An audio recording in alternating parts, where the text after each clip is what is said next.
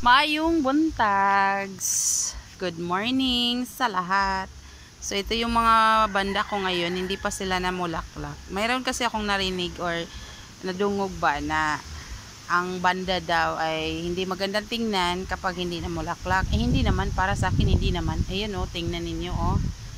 Ayan. So wala pa silang bulaklak ngayon pero super healthy nila. Magandang tingnan, green na green yung mga dahon.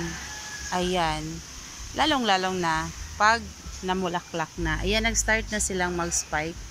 Ayan siya, super taba sila, green na green. Ayan, at dito pa na sides, meron din tayo ditong gumamela. Ayan oh, napakaganda, yellow color na double. So, yan, ito oh. Yan, hindi pa rin sila namulaklak. Merong ilan-ilan na merong mga bulaklak. Gaya nito na napakaganda. So, kahit ang banda ay hindi siya mamulaklak, kung healthy lang siya, wala namang problema. Para ka lang nag-aalaga ng ornamental plants na dahon lang, di ba? So, green na green ang kanilang mga dahon. Ayan. Mga orchids, kagaya ng orchids. Ito kasing mga orchids o banda ay kapag palaging umuulan or magginaw yung panahon, ayan, prone sila sa mga uod. Yung palaging sumisira ng kanilang mga bulaklak. Yung uod nila, hindi mo agad kasi makikita kapag hindi ka nakakita na meron ng kinakain sa kanyang bulaklak. Kagaya nito, oh, ayan, oh. Pasensya na, madumi yung kamay, nagdadama ako. Ayan, oh, yan. So, hindi mo talaga makikita kasi ang uod niya ang liit. Para bang sa amin dito sa Bisaya, ang tawag na bukto sa isda or parang uod sa isda. Na makikita mo yun sa ng parang hasang. Yun ang uod ng mga bulaklak ng orchids. Ayan. So yan, super healthy sila.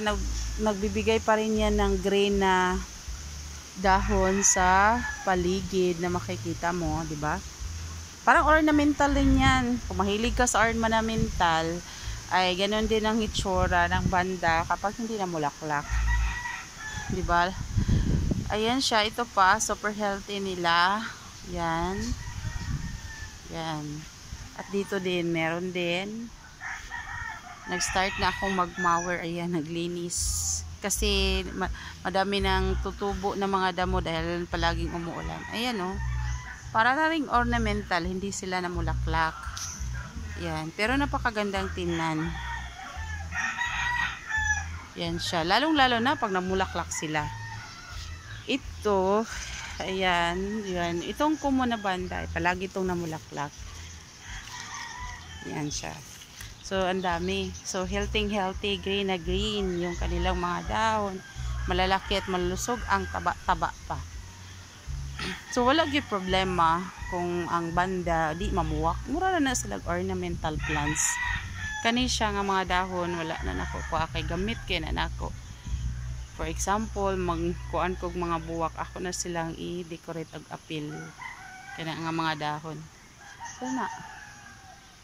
So ganyan lang. O yan o, tingnan ninyo yung banda. So dito sa harapan ay ang mga banda na inaalagaan ko. Dito doon sa likod ay yung mga bougainvillea din na inaalagaan namin. Yan.